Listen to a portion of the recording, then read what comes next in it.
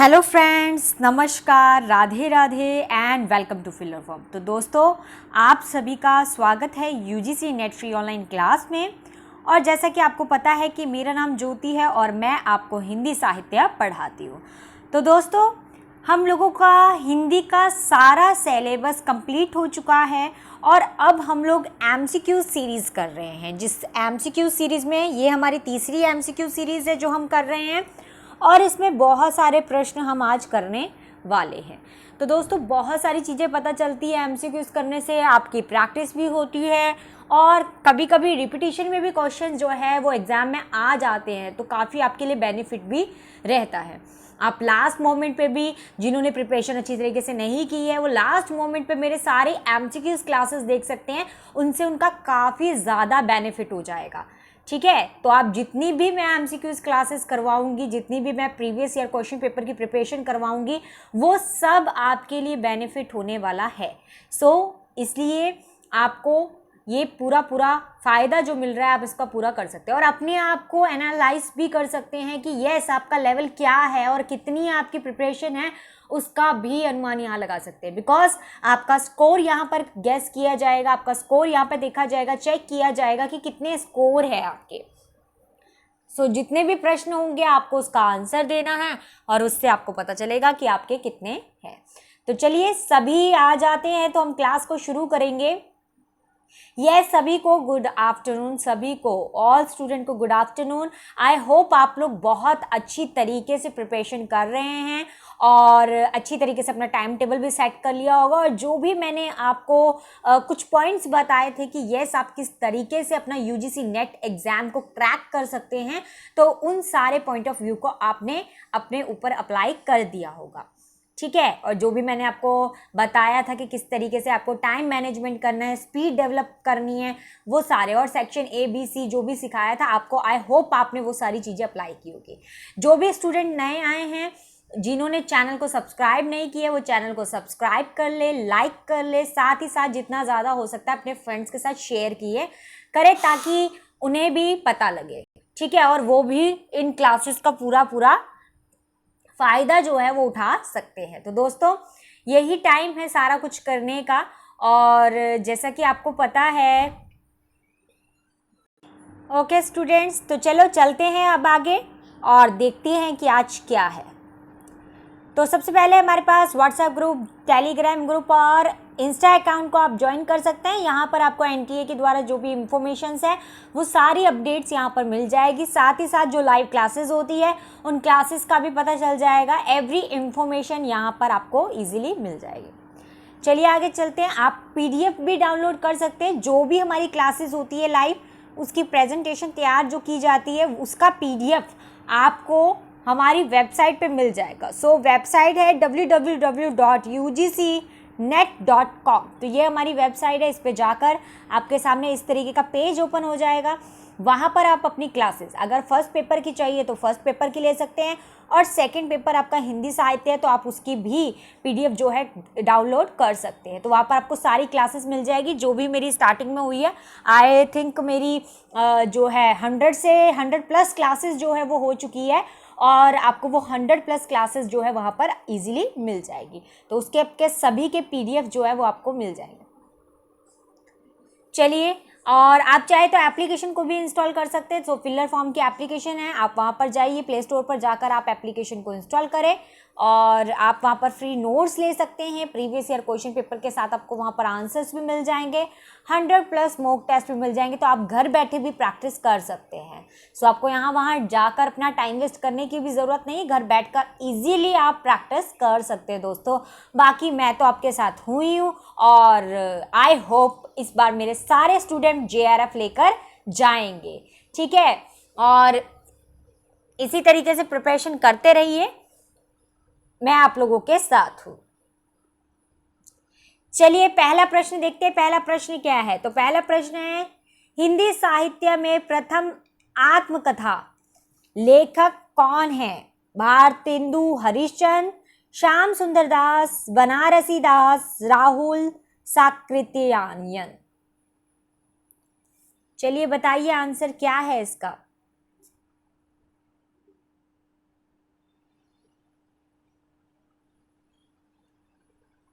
Time देखिए, time हो रहा है,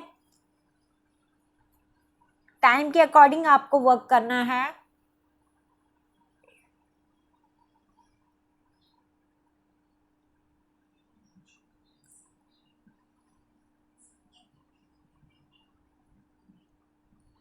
टेन, 9, 8, 7, 6, 5, 4, 3, 2, 1। फ्रेंड्स टाइम ओवर हो चुका है और आंसर है बनारसी दास। इसका आंसर है बनारसी दास। तो हिंदी साहित्य में जो प्रथम आत्मकथा लेखक जो हैं और जो माने जाते हैं वो है बनारसी दास। तो दोस्तों इसी तरीके से देखिए, टाइम चलेगा और टाइम के अकॉर्डिंग आपको आंसर करना है। सो आपको क्विकली आंसर करना है और आप कोशिश कीजिए कि आप 20 पर ही सारे अपने आंसर दे दें, ठीक है, क्योंकि 20 के बाद जो टाइम शुरू होता है वो होता है हार्ड क्वेश्चंस के लिए, ठीक है। जो इजी क्वेश्चंस होते हैं उनके क्वेश्चंस के आंसर आप 20 सेकंड तक आराम से दे सकते हैं, ठीक है। तो 1 मिनट मिलता है आपको और जिनका आंसर सही है वो अपने मार्क्स +2 कर लीजिए, ठीक है। तो बिल्कुल करते रहिए कमेंट सेक्शन में कमेंट, ताकि मुझे भी पता लगता रहे और लास्ट में मैं आपको टोटल स्कोर पूछूंगी तो टोटल स्कोर मुझे बता दीजिएगा। चलिए अगले प्रश्न की ओर चलते हैं। दूसरा प्रश्न है हमारा, लोग माटी की, यहाँ पे लोग आएगा, लोग माटी की मूर्ति बनाकर सोने के भाव बेचते थे, पर बेनीपुरी जी ने सोने की मूर्ति बनाकर माटी के भाव बेचे हैं। यह कथन किसका है?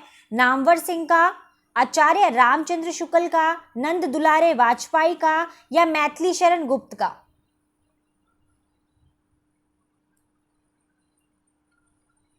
बताइए इसका करेक्ट आंसर क्या है दोस्तों।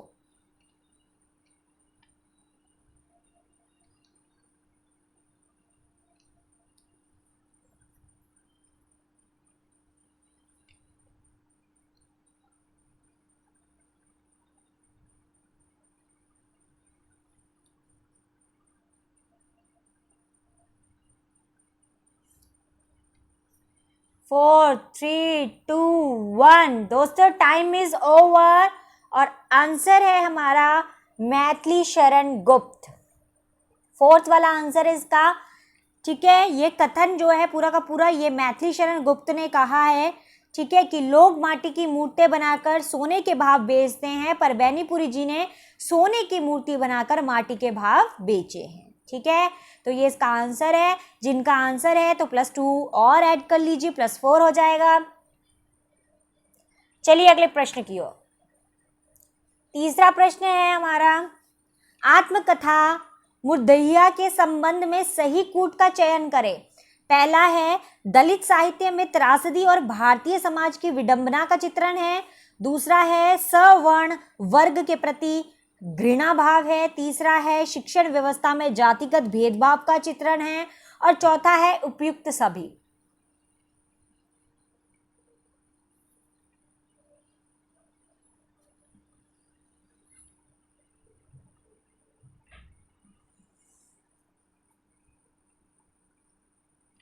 ट्वेंटी हो गए, जल्दी से आंसर बताइए इसका दोस्तों।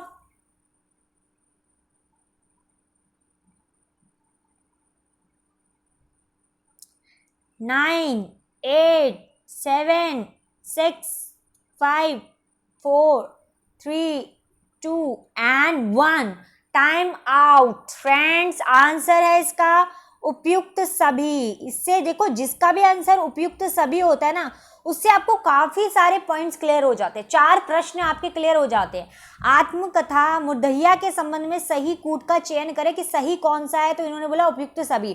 तो आपको देखो इसमें यह भी पता चल गया कि दलित साहित्य में त्रासदी और भारतीय समाज की जो विडंबना है उसका चित्रण जो है वो मुर्दहिया में किया गया है। दूसरा उन्होंने सवर्ग और वर्ग के प्रति जो घृणा भाव है उसका वर्णन कर रखा है। तीसरा आपको यहाँ पर पता चल गया कि जो शिक्षण व्यवस्था है उसमें जो जातिगत भेदभाव है उसका भी वर्णन इस मुर्दहिया जो है उसमें कर रखा है। तो ये आत्मकथा में ये तीनों चीजों का वर्णन कर रखा है और ये आपके 3 प्रश्न जो है वो क्लियर यहाँ पर हो जाते हैं, ठीक है। तो चलिए अगले प्रश्न की ओर चलते हैं। चौथा प्रश्न है हमारा, कौन सी कृति दलित आत्मकथा नहीं है? ठीक है, तो क्या है? डेरी भाई विदेश, मेरी पत्नी और भेड़िए, अपने अपने पिंजरे, उपयुक्त सभी।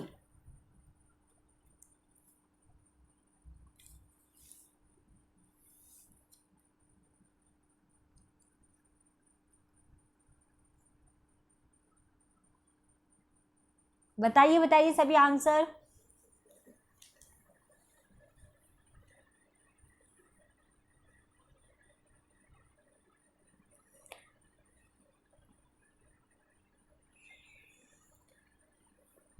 सभी स्टूडेंट पार्टिसिपेट कीजिए सभी।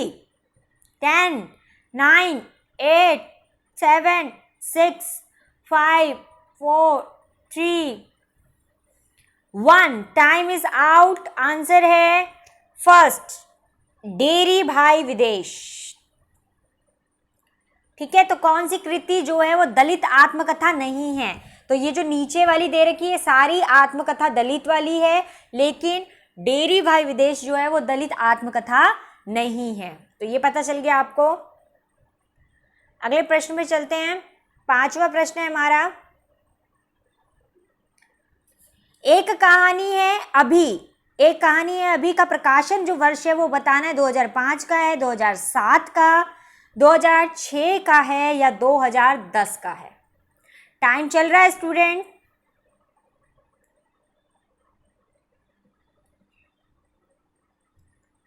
तो आंसर बताइए जल्दी से।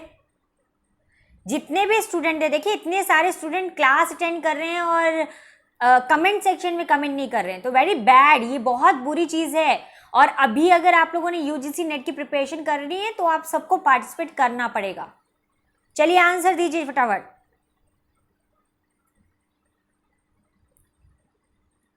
10, 9, 8, 7, 6, 5, 4, 3, 2, 1। Time out. टाइम ओवर हो गया स्टूडेंट, और आंसर है 2007। तो इसका प्रकाशन वर्ष है 2007। एक कहानी है अभी। ठीक है, चलिए अगले प्रश्न की ओर। छठा प्रश्न है आपका, सही सुमेलित है। सही सुमेलित क्या है इसमें से? अकाल पुरुष गांधी, गिरिराज किशोर, वट वृक्ष की छाया में अमृतलाल नागर, प्रेमचंद घर में शिवरानी देवी, शिखर से सागर तक अगे। सही बताना है इसमें कि सही कौन सा है।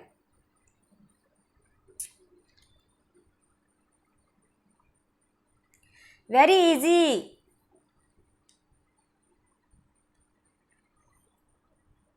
जिन्होंने मेरी क्लास अटेंड की है तो वो तो बहुत इजीली इसका आंसर बता सकते हैं।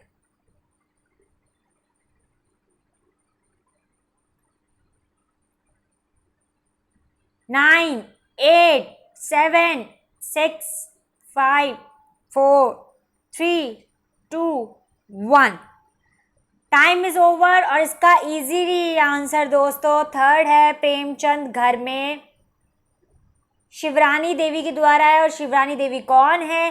प्रेमचंद की पत्नी थी और उन्होंने ही लिखा था ये प्रेमचंद घर में।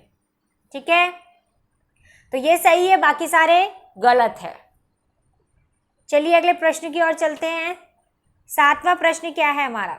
तो 7वां प्रश्न है हमारा, जिन्होंने जीना जाना के लेखक कौन हैं? जगदीश चंद्र माथुर, कमलेश्वर, उपेंद्र नाथ अशक, अमृत राय। टाइम चल रहा है, आंसर कीजिए सभी।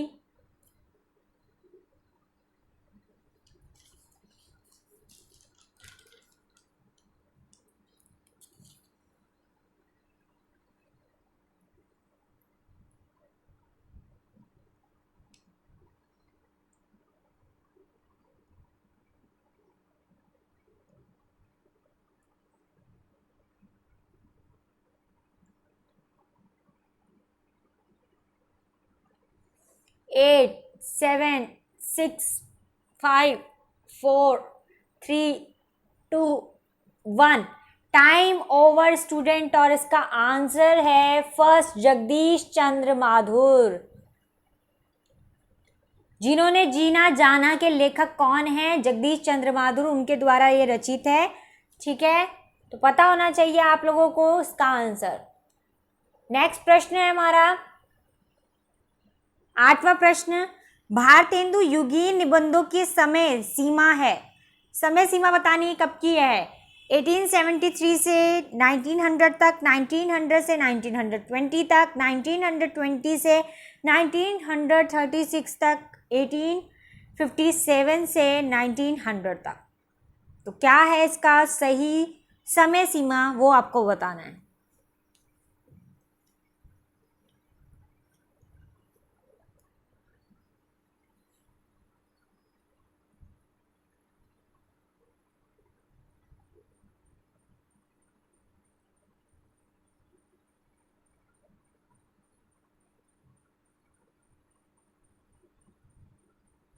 एट, 7, 6, 5, 4, 3, 2, 1।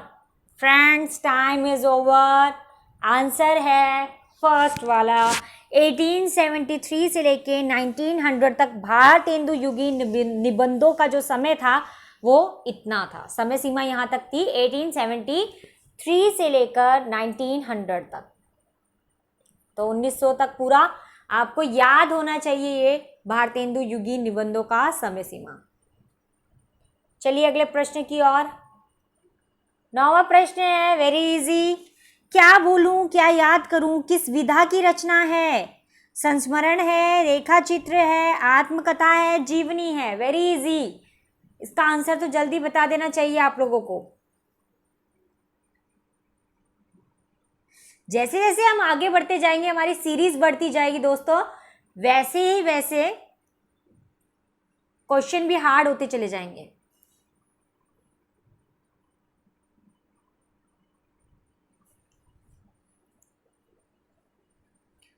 बताइए सभी आंसर।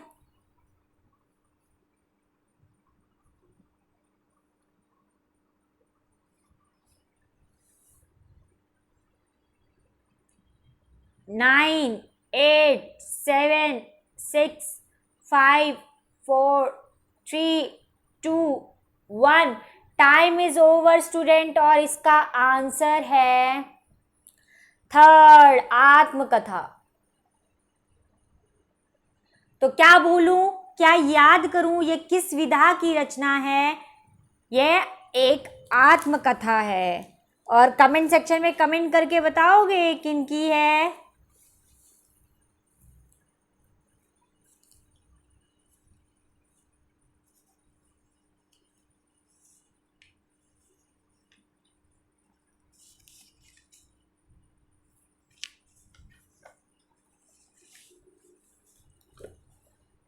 Very good.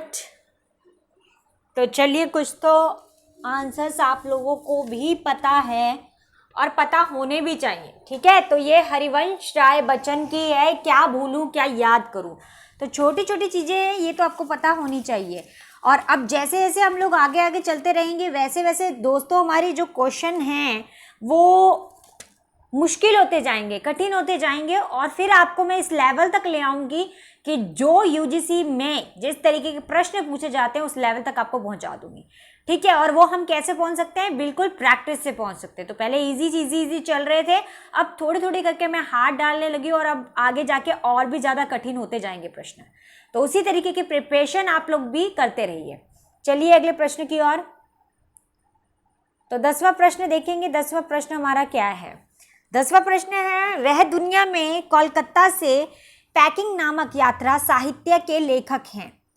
सत्यनारायण, भगवत शरण उपाध्याय, विशंभरनाथ उपाध्याय, सेठ गोविंददास। तो क्या उत्तर है इसका?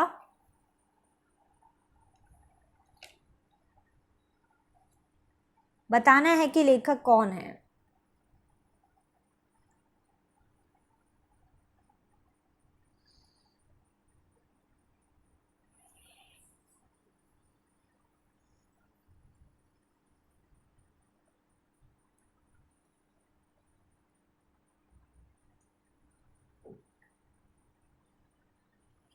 7, 6, 5, 4, 3, 2, 1। दोस्तों टाइम इज ओवर और आंसर है हमारा सेकेंड, भगवत शरण उपाध्याय। तो इसका करेक्ट आंसर है वह दुनिया में कोलकाता से पैकिंग नामक यात्रा साहित्य के लेखक कौन है? तो वो है भगवत शरण उपाध्याय। ठीक है, तो उन्होंने लेखक का नाम पूछा था आपसे। चलिए अगले प्रश्न की ओर चलते हैं। तो 11वां प्रश्न है हमारा, देखेंगे निम्नलिखित में से किस लेखक ने रासों की संख्या 8 मानी है? काव्य शास्त्र अच्छे से करवाया है।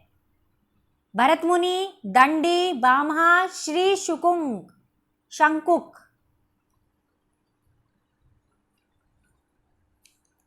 भरत मुनि, दंडी, बामहा, श्री शंकुक।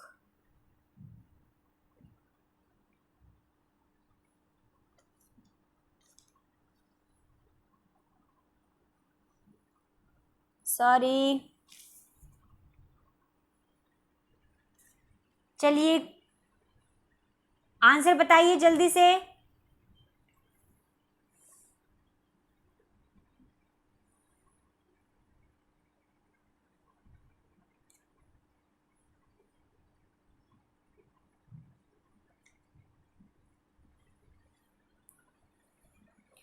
जिन्होंने काव्य शास्त्र पढ़ा है वो तो बहुत इजीली इसका आंसर बता देंगे, और आई थिंक उनको तो नाम भी याद होगा, 8 का नाम भी याद होगा उनको तो।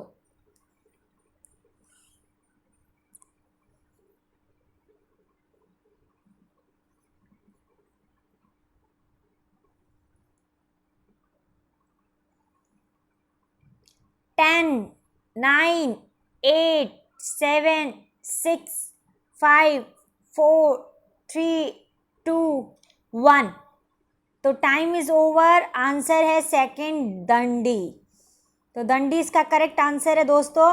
और जो रासों की संख्या जिसने 8 मानी है वह दंडी है, और दंडी ने जो 8 मानी वो कौन कौन से हैं? श्रृंगार हो गया, हास्य रस हो गया, करुण रस हो गया, वीर रस हो गया, भयानक रस हो गया, विभत्य रस हो गया, अद्भुत रस हो गया और रौद्र रस हो गया। तो ये सारे 8 जो रस है वो दंडी ने बताए हैं, वो आपको याद होना चाहिए, कभी कभी घुमाकर भी आ जाता है। ठीक है, तो रसों के नाम भी आपको याद हो जाने चाहिए अब तक तो। चलिए अगले प्रश्न की ओर चलते हैं। 12वां प्रश्न है हमारा, रजिया रेखा चित्र में रजिया किस व्यवसाय से संबंधित थी? लक्कड़हारे से, चूड़ीहारे से, सूत काटने वाली थी या उपयुक्त सभी?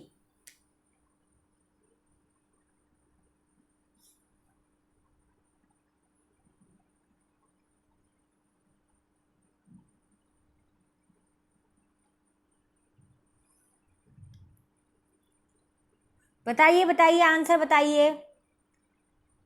जो अभी भी ज्वाइन कर रहे हैं फटाफट आंसर बताइए।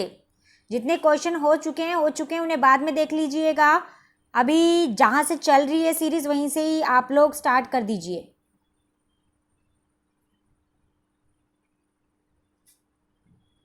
पार्टिसिपेट कीजिए जितना ज्यादा हो सकता है। 6, 5, 4, 3, 2, 1। तो टाइम इज ओवर स्टूडेंट, और आंसर है हमारा सेकेंड, चूड़ीहारे। ठीक है, चूड़ीहारी भी हो सकता है। तो ये इसका करेक्ट आंसर है कि रजिया जो है रेखा चित्र में रजिया किस व्यवसाय से संबंधित थी? चूड़ीहारे से संबंधित थी। चलिए अगला प्रश्न है हमारा 13वां प्रश्न, क्या बोलूं क्या याद करूं मैं बच्चन जी ने, पता है ना हरिवंश राय बच्चन जी के, तो बच्चन जी ने किसके समीपवर्ती थे? हरिवंश राय बच्चन की बात करें, किसके समीपवर्ती थे वो? प्रेमचंद की पत्नी, जिनकी बात अभी पीछे हमने की, जिनेंद्र की पत्नी, यशपाल की पत्नी या श्रीकांत वर्मा की पत्नी? किसके समीपवर्ती थे वो?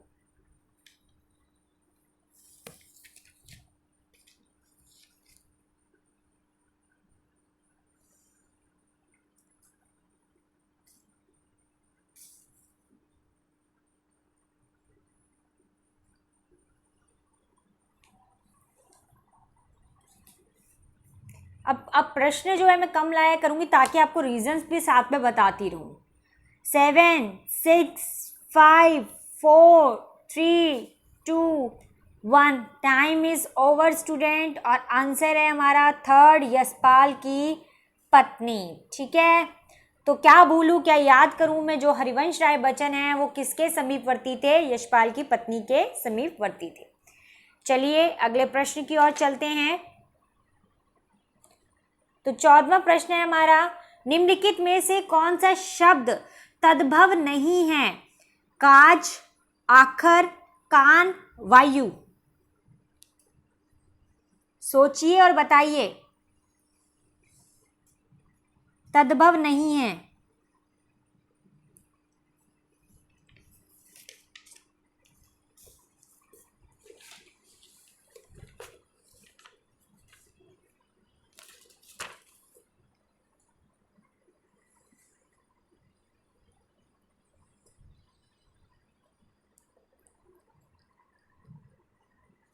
टाइम चल रहा है, जल्दी बताइए आंसर सभी सभी। Very easy. 9, 8, 7, 6, 5, 4, 3, 2, 1। Time is over, और आंसर है हमारा फोर्थ, वायु। क्यों है वायु?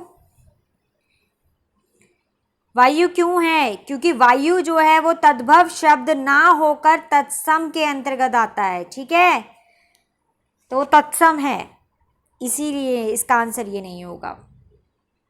चलिए अगले प्रश्न की ओर। 15वां प्रश्न देखेंगे क्या है, निम्नलिखित में से कौन सा शब्द यौगिक है, रूढ़ नहीं? तो मैंने आपको बताया हुआ है यौगिक का भी और रूढ़ का भी कौन से होते हैं। तो जलद, नाम, कान, पर। यौगिक है पर रूढ़ नहीं बताना है।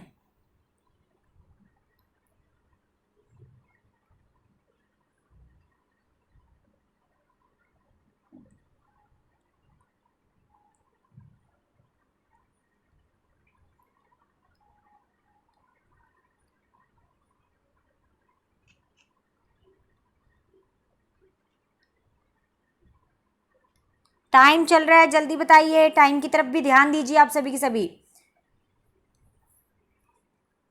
10, 9, 8, 7, 6, 5,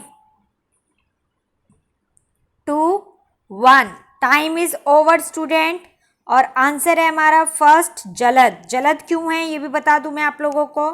जलद इसलिए है क्योंकि स्टूडेंट जल, जल प्लस द करोगे ना, जलद, तभी तो जलद बनेगा। और जल का मतलब क्या होता है? पानी। ठीक है, और द का मतलब क्या होता है? देने वाला। ठीक है, तो यहाँ पर क्या हो गया, शब्दों से मिलकर बना है, दो शब्दों लिए और उनको मिलाकर बनाया है, इसीलिए ये कौन सा शब्द कहलाएगा? यौगिक शब्द कहलाएगा। उन्होंने कहा ना यौगिक, तो यौगिक मतलब दो शब्दों के योग से जो बनता है उसे यौगिक कहते हैं। और बाकी शब्द अगर आप देखोगे, ना, कान और पर, तो ये सारे के सारे कैसे शब्द हैं? ये सारे के सारे रूढ़ शब्द के अंदर आते हैं। क्लियर है? चलिए अगले प्रश्न की ओर। 16वां प्रश्न देखेंगे क्या है। 16वां प्रश्न है, निम्नलिखित में से कौन सी भाषा आर्य भाषा के अंतर्गत नहीं आती है? ध्यान देंगे, नहीं आती है पूछा है। तो अरबी, फारसी, लैटिन, यूनानी।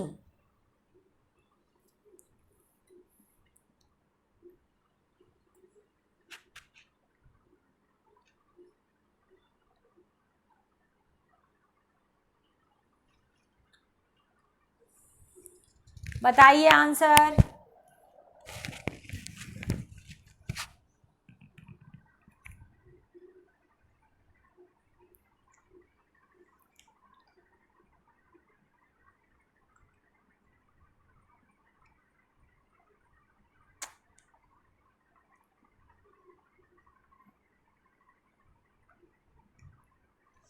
Three, 2, 1। Time is over student, और आंसर है हमारा फर्स्ट, अरबी।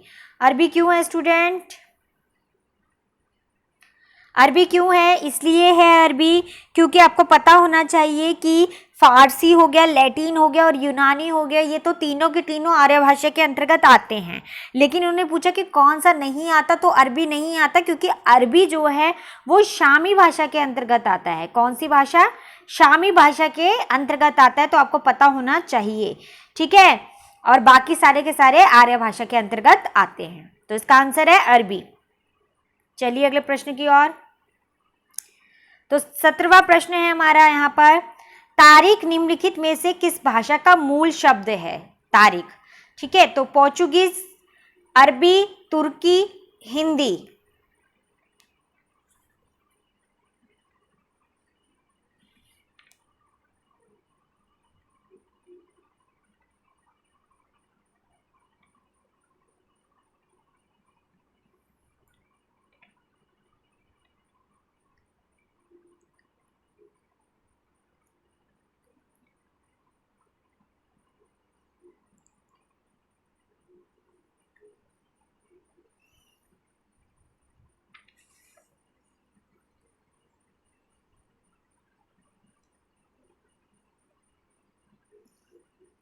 Seven, six, 5, 4, 3, 2, 1। Time is over student. और आंसर है हमारा सेकंड, अरबी। अरबी क्यों है? तारीख निम्नलिखित में से किस भाषा का मूल शब्द है? अरबी का मूल शब्द है, ठीक है। अरबी जैसे और भी आपने शब्द पढ़े होंगे, जैसे कि आदमी हो गया, औरत हो गया, कमर हो गया, चश्मा हो गया, तो इस सारे ये जो शब्द होते हैं ये सारे अरबी भाषा के शब्द होते हैं, ठीक है। तो अरबी के ही आते हैं। और अगर हम जैसे पुर्तगाल वाली भाषा में हम लोग बहुत सारे शब्द जैसे पेरू वर्ड यूज करते हैं, पादरी, पादरी शब्द का यूज करते हैं, तो वो सारे शब्द क्या कहलाते हैं? हमारे पुर्तगाली शब्द कहलाते हैं, ठीक है। और जैसे कि अगर हम बात करें तुर्की की, तो तुर्की शब्द में कैसे आता है? जैसे उर्दू, तोप, तमगा, ऐसे ऐसे जो शब्द होते हैं वो सारे तुर्की में आते हैं। और हिंदी तो आपको पता ही है ना। तो यहाँ पर तारीख जो है वो अरबी शब्द है, अरबी भाषा का शब्द है। चलिए आगे चलते हैं। 18वां प्रश्न है हमारा, आचार्य रामचंद्र शुक्ल के अनुसार नाथों की संख्या कितनी है? तो नाथों की संख्या बतानी है, 10 है, 9, 8, 7।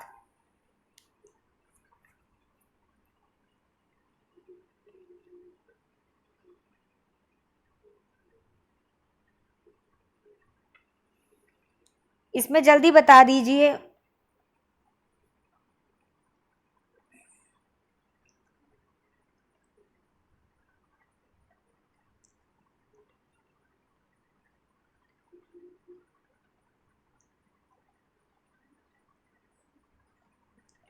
तो दोस्तों इतना टाइम बहुत है इसके लिए। आचार्य रामचंद्र शुक्ल के अनुसार नाथों की संख्या जो है, नाथों की संख्या तो 9 है, नाथों की संख्या इसमें, ठीक है। आप लोगों को पता होना चाहिए 9 है। और कभी कभी पूछ भी लेते हैं, नाम भी पूछ लेते हैं, तो आपको वो 9 नाथों का नाम भी पता होना चाहिए। तो मैं आपको ऐसे बता देती हूँ, नागार्जुन हो गया, जड़ भरत हो गया, सत्यनाथ हो गया, भीमनाथ हो गया, हरिश्चंद्र हो गया, गोरखनाथ हो गया, ठीक है। और चरपटनाथ हो गया, जालंधर हो गया और माल्य अर्जुन हो गया। तो ये सारे के सारे 9 नाथ जो थे वो बताए थे आचार्य रामचंद्र शुक्ल ने, ठीक है। तो चलिए अगले प्रश्न की ओर चलते हैं। 19वां प्रश्न देखिए हमारा। 19वां प्रश्न क्या है? 19वां प्रश्न है, नगर बाहिरे डोबी तोहरी कुडिया छई, छोई जाए सो बरही नाड़िया। उपयुक्त काव्य पंक्ति किसकी है? सरहप्पा की है, कणहप्पा की है, लुहिपा की है, डोबीबाह की है।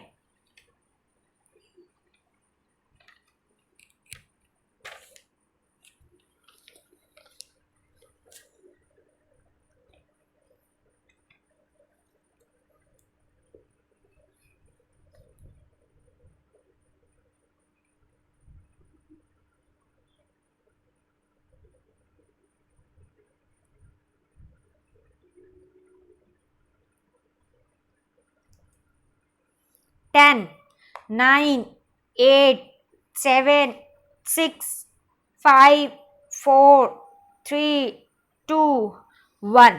तो टाइम इज ओवर स्टूडेंट। और इसका आंसर है कणहप्पा।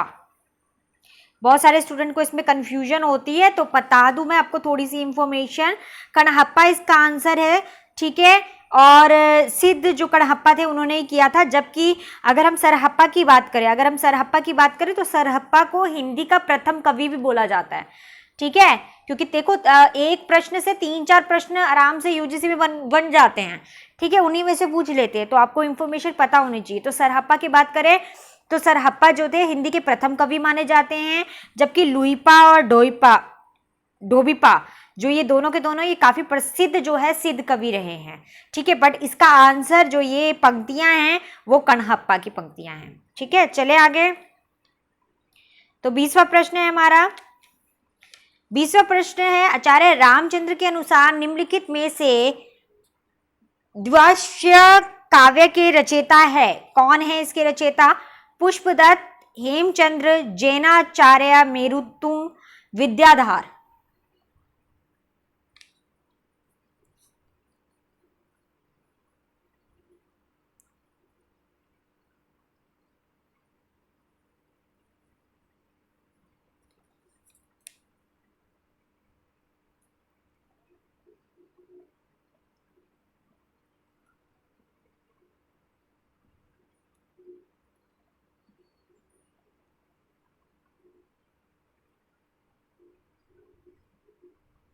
Ten, 9, 8, 7, 6, 5, 4, 3, 2, 1। Time is over student.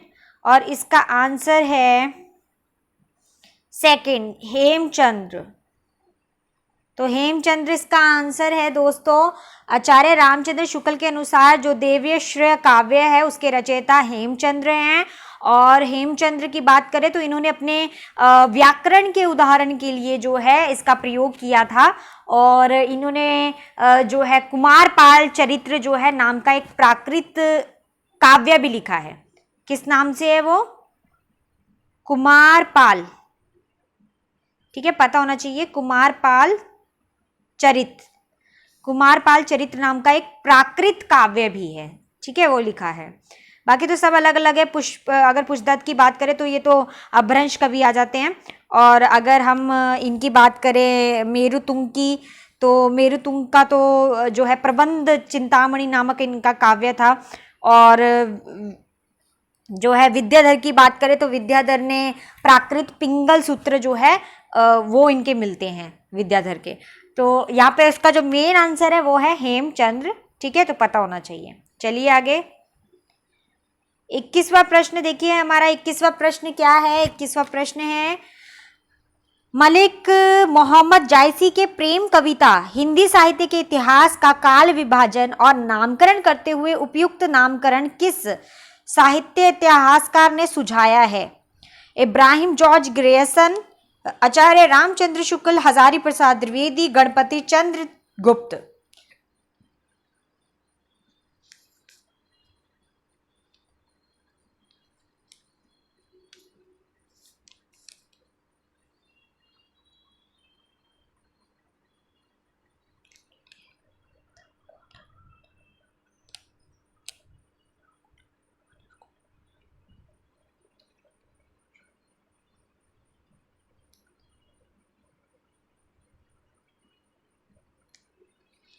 Four, 3, 2, 1।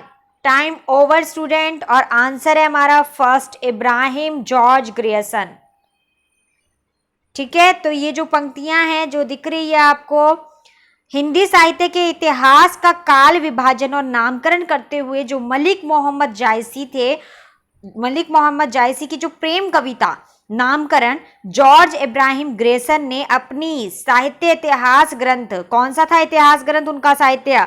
The modern vernacular literature of Hindustan, ठीक है, ये उनके साहित्य इतिहास का नाम था, उसमें सुझाया था उन्होंने ये। और इसका आपको पता होना चाहिए, ठीक है। तो इसका मेन आंसर है जॉर्ज ग्रेयसन, इब्राहिम जॉर्ज ग्रेयसन। चलिए अगले प्रश्न की ओर। 22वां प्रश्न देखेंगे क्या है। तो 22वां प्रश्न है, निम्नलिखित में से कौन सा निबंध की तात्विक विशेषता नहीं है? तात्विक विशेषता नहीं है पूछा है। अनविति, विचारात्मकता, संवादात्मकता, आत्मव्यंजकता।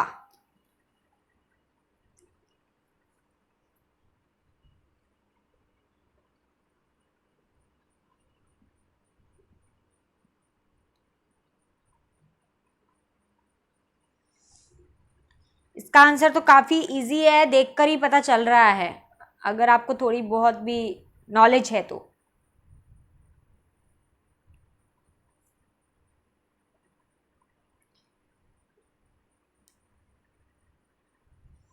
9, 8, 7, 6, 5, 4, 3, 2, 1। टाइम इज ओवर स्टूडेंट, और आंसर है हमारा थर्ड, संवादात्मकता। क्यों है ये इसका आंसर पता होना चाहिए, इसलिए है संवादात्मक का प्रयोग हम कहाँ करते हैं, कहाँ करते हैं, नाटकों में करते हैं। ज्यादातर नाटकों में आपने देखा होगा ना, संवाद होता है, तो संवादात्मक का प्रयोग नाटक की विशेषता जो है उसमें आता है। जबकि जो अनुवति हो गया या विचारात्मक हो गया या फिर आत्मव्यंजकता हो गया, ये सारा का सारा आपका तात्विक विशेषता में आ जाता है। चलिए आगे चलते हैं। 23वां प्रश्न क्या है, 23वां प्रश्न देखेंगे। त्रिशूल के नाटककार हैं, त्रिशूल के नाटककार कौन हैं? मुद्रा राक्षस, व्रजमोहन शाह, मणि मधुकर, रमेश बख्शी।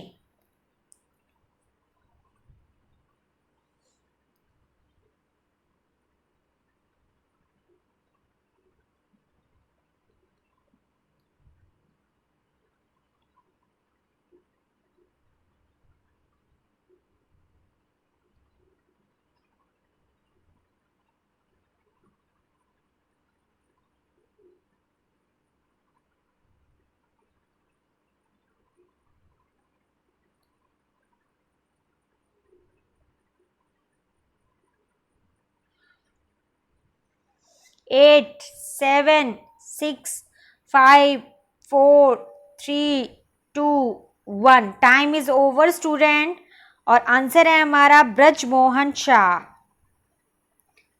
तो त्रिशूल के नाटककार कौन है? ब्रजमोहन शाह है। और अगर आपको त्रिशूल के बारे में थोड़ा सा बता दूं, तो त्रिशूल क्या है, एक प्रकार का एक व्यंग्य प्रधान नाटक है। क्या है? व्यंग्य प्रधान नाटक है।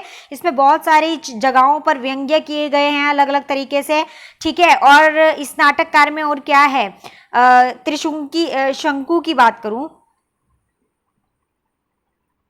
ठीक है, इसमें त्रिशूल नहीं आएगा बच्चों, त्रिशंकु आएगा, मिस्टेक हो गई है यहाँ पे, ठीक है, त्रिशंकु, त्रिशंकु आएगा, ठीक है। तो त्रिशंकु जो नाटककार है, ये ब्रजमोहन शाह के द्वारा जो है व्यंग्य प्रधान नाटक है, ठीक है। और इसमें जो है समाज की पूरी व्यवस्था पर जो है व्यंग्य किया गया कि किस तरीके की व्यवस्था है उनकी, उस पर व्यंग्य करते हुए उंगली उठाई गई है, ठीक है। और क्या है इसमें, और इसमें जो भी मूल्य होते हैं, वैल्यूज होती हैं, उन पर बहुत ज़्यादा व्यंग्य करते हुए प्रहार किया है, ठीक है। तो ये सारी चीज़ें इसमें देखने को मिल जाती है। और अगर हम मुद्रा राक्षस की बात करें, तो इनका नाटक जो था तिलचट्टा, तिलचट्टा इनका नाटक था। और अगर हम मधुकर की बात करें तो रस गंधर्व इनका नाटक था। अगर हम रमेश बख्शी की बात करें तो देवयानी जो है, देवयानी का कहना है, तो ये इनका एक चर्चित जो है नाटक आया रहा है, ठीक है। तो ब्रजमोहन का भी त्रिशंकु जो है वो ब्रजमोहन का है, तो वो आपको पता होना चाहिए। चलिए अब अगले प्रश्न की ओर। तो अगला प्रश्न है हमारा, निम्नलिखित में से कौन ललित निबंधकार नहीं है? कौन ललित निबंधकार नहीं है? आचार्य रामचंद्र शुक्ल, हजारी प्रसाद द्विवेदी, विद्यानिवास मिश्र, कुबेर नाथ राय।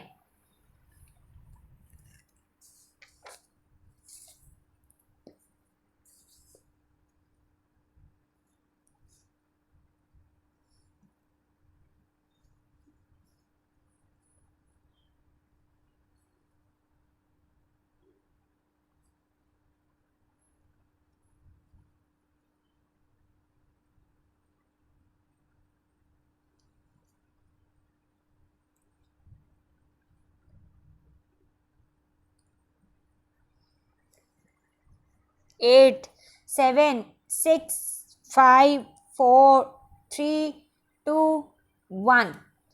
तो इसका आंसर है दोस्तों फर्स्ट आचार्य रामचंद्र शुक्ल। तो अगर आचार्य रामचंद्र शुक्ल की पुस्तक पढ़ी होगी तो आपको पता चल गया होगा कि वो किस टाइप के हैं। तो ललित निबंधकार वो नहीं है। तो निम्नलिखित में से ललित निबंधकार कौन है? हजारी प्रसाद द्विवेदी जी, विद्यानिवास मिश्र जी और कुबेरनाथ राय जी। आचार्य रामचंद्र शुक्ल नहीं है, क्योंकि आचार्य रामचंद्र शुक्ल की अगर हम बात करें तो जैसे उन्होंने चिंतामणि लिखा, तो चिंतामणि उनका निबंधों का संग्रह है, ठीक है। तो उसमें उन्होंने मनोविकारों संबंधित या सैद्धांतिक, मैं कहूँ कि सैद्धांतिक जो है निबंध जो है उनके शामिल होते हैं। तो इस प्रकार के निबंध लिखते हैं वो, कभी ललित निबंधकार जो है वो नहीं लिखते हैं। बट जबकि हजारी प्रसाद द्विवेदी जी हो गए, विद्यानिवास हो गए, कुबेर जी हो गए, तो इनके जो निबंध होते हैं वो इसी तरीके के होते हैं। जैसे द्विवेदी जी का है अशोक के फूल, ठीक है, और आलोक पर्व हो गया, तो इस टाइप के हैं। विद्यानिवास की बात करें, विद्यानिवास मिश्र की बात करें तो इनके भी कुछ ऐसे ही है, जैसे हल्दी दूब हो गया, चंदन हम पानी, आंगन का पंछी, इस प्रकार से इनके हैं। उसी तरीके से कुबेरनाथ राय का अगर देखें तो इनका जैसे वो है कौन सा गंधमादन, गंधमादन हो गया, ठीक है, विषाद योग हो गया या निषाद बांसुरी हो गया। तो इस तरीके के इनके जो है कई सारे निबंध जो है वो देखने को मिल जाते हैं। उनका संग्रह जो है काफी बड़ा है। पर आचार्य रामचंद्र शुक्ल का मैंने आपको जैसे बताया कि इनका जो है मनोविकार संबंधित या फिर सैद्धांतिक निबंध ही होते हैं। चलिए अगले प्रश्न की ओर चलते हैं। तो 25वां प्रश्न है हमारा, लाला ब्रजकिशोर और मुंशी चुन्नीलाल निम्नलिखित में से किस उपन्यास के पात्र हैं? भाग्यवती, रहस्य कथा, नूतन ब्रह्मचारी, परीक्षा गुरु।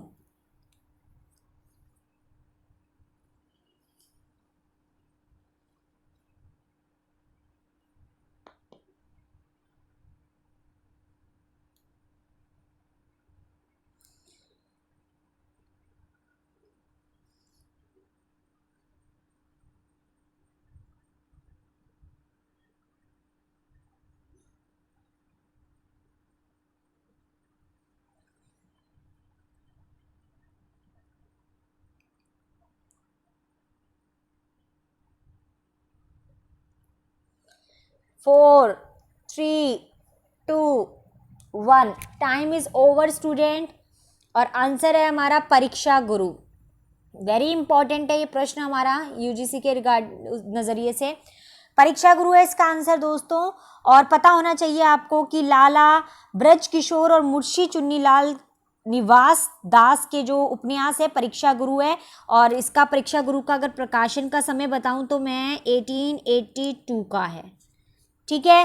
पता होना चाहिए कि उपन्यास के पात्र हैं ये लाला ब्रजकिशोर और मुंशी चुन्नीलाल, ठीक है।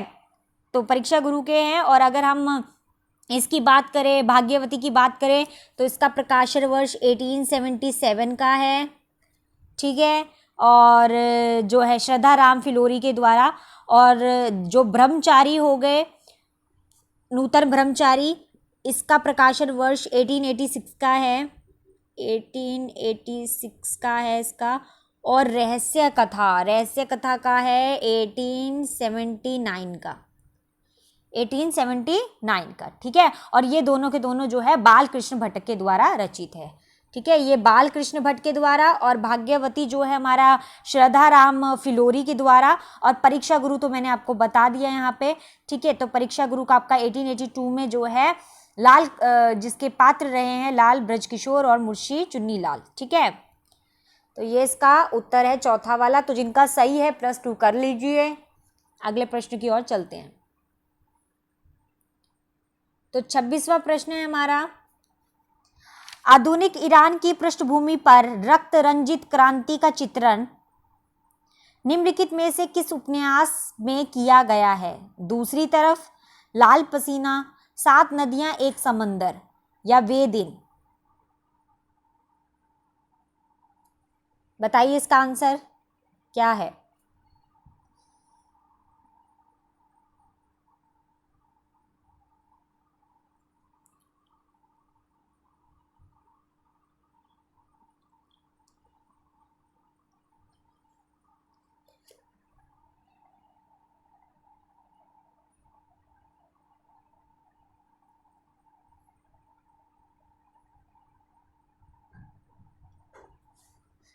7 6 5 4 3 2 1।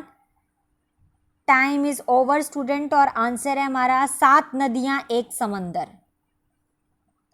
ठीक है, तो ये इसका करेक्ट आंसर है कि आधुनिक ईरान की पृष्ठभूमि पर रक्त रंजित क्रांति का जो चित्रण है वो 7 नदियां एक समंदर में उपन्यास में जो है किया गया है। ठीक है, तो आपको पता होना चाहिए वो। और साथ ही साथ अगर मैं बता दूं तो वेद इन जो है वो उपन्यास किसके द्वारा रचित था? ये वेद इन उपन्यास जो है निर्मल वर्मा के द्वारा रचित है। अगर लाल पसीने की बात करूं तो ये अभिमन्यु आनंद के द्वारा रचित है। और दूसरी तरफ की बात करूं तो ये महेंद्र भल्ला जो है उनके द्वारा रचित उपन्यास है। ठीक है, तो अभी इसका तो करेक्ट आंसर 7 नदियां एक समुंदर है। तो जिनका सही है वो +2 कर लीजिए। अगला प्रश्न है हमारा 27वां प्रश्न।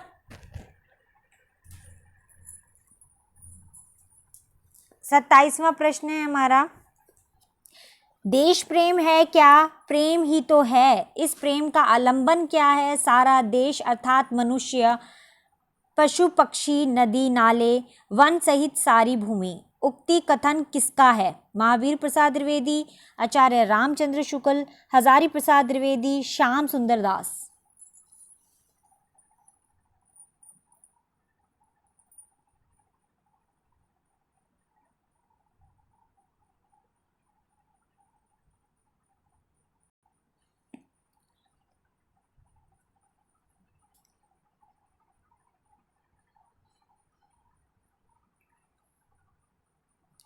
Six 5 4 3 2 1। Time is over student.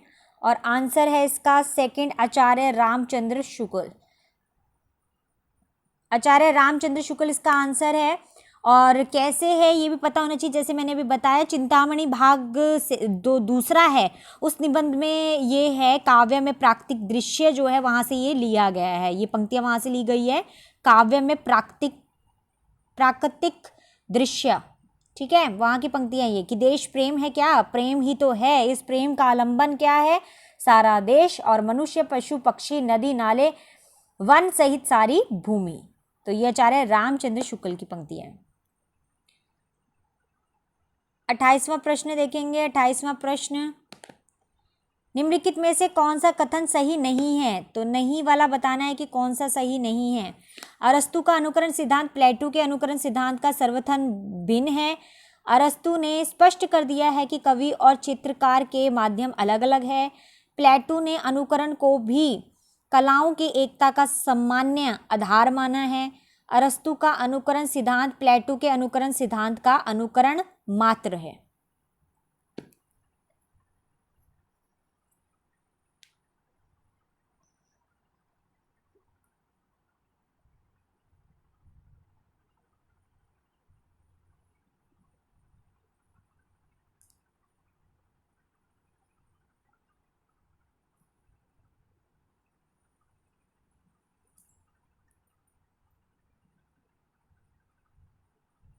तो इसका करेक्ट आंसर है फोर्थ,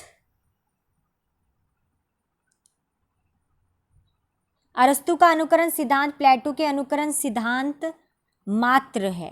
ठीक है, कथन यह सही नहीं है क्योंकि नहीं पूछा था इन्होंने। तो ये इसका करेक्ट आंसर है। निम्नलिखित में से कौन सा कथन सही नहीं है? तो ये वाला सही नहीं है। बाकी ये जो 3 दे रखे हैं ये बिल्कुल करेक्ट है।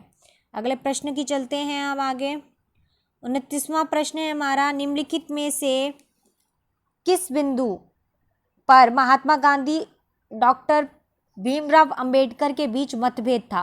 अहिंसा को लेकर, अलग मतदाता सूची को लेकर, करुणा को लेकर, लोकतंत्र को लेकर।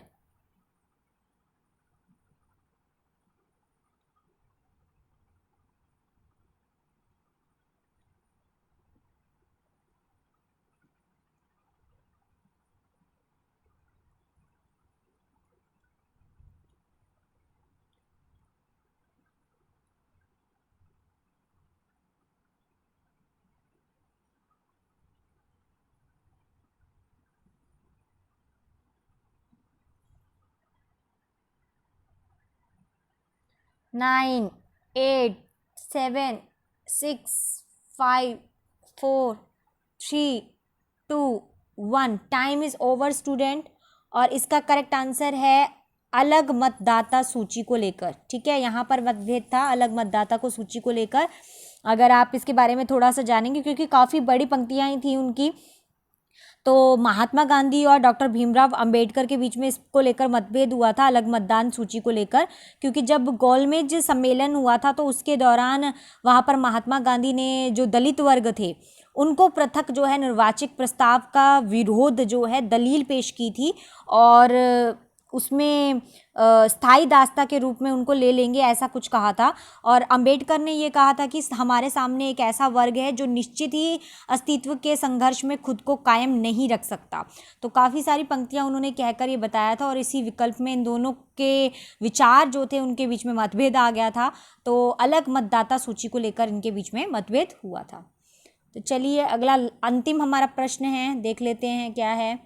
तो निम्नलिखित में से कौन सा उत्तर आधुनिकता का तत्व नहीं है? विकेंद्रीयता, केंद्रवाद, विखंडन या स्थानीयता?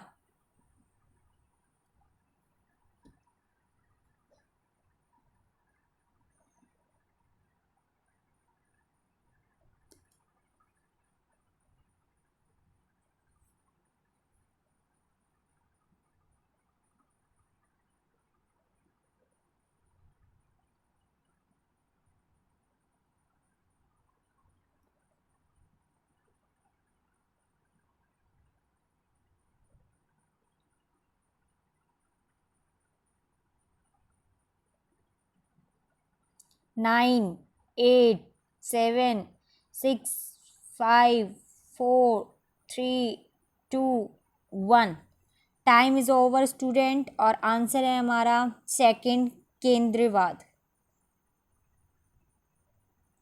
केंद्रवाद इसका करेक्ट आंसर है। ठीक है, केंद्रवाद, क्योंकि उन्होंने बोला था कि निम्नलिखित में से कौन सा उत्तर आधुनिकता का तत्व नहीं है, नहीं में पूछा है, तो केंद्रवाद इसका तत्व नहीं है। बाकी विकेंद्रीयता, विखंडन और स्थानीयता जो है इसका है, क्योंकि उसमें ही साहित्य, संस्कृति, दर्शन और तर्कवादी जो सिद्धांत है उसका सारा कुछ समावेश होता है, विघटन होता है।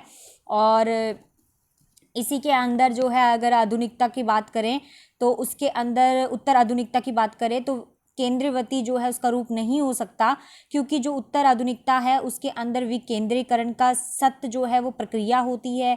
साहित्य हो गया, संस्कृति हो गया, दर्शन हो गया, तो इन सब का विघटन होता है। और साथ ही साथ जो स्थानीयता होता है उसका गुण भी उसके अंदर मौजूद होता है। तो ये तीनों चीज़ें होती है, लेकिन केंद्रवाद उसके अंदर नहीं होता है, तो ये नहीं आएगा। ठीक है, तो इसका करेक्ट आंसर केंद्रवाद है।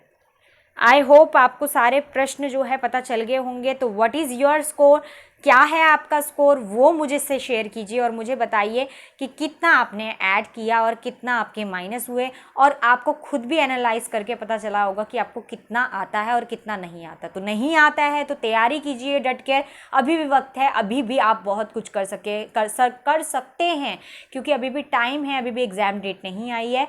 सो आपके पास बहुत टाइम है प्रैक्टिस करने का। So practice make a man perfect. और मेरी तरफ से all the best to all of you and we want JRF। हमेशा यही बोलिए और अपने आप को ब्लेसिंग दीजिए और ज़्यादा से ज़्यादा हार्ड वर्क कीजिए, सब कुछ पॉसिबल है।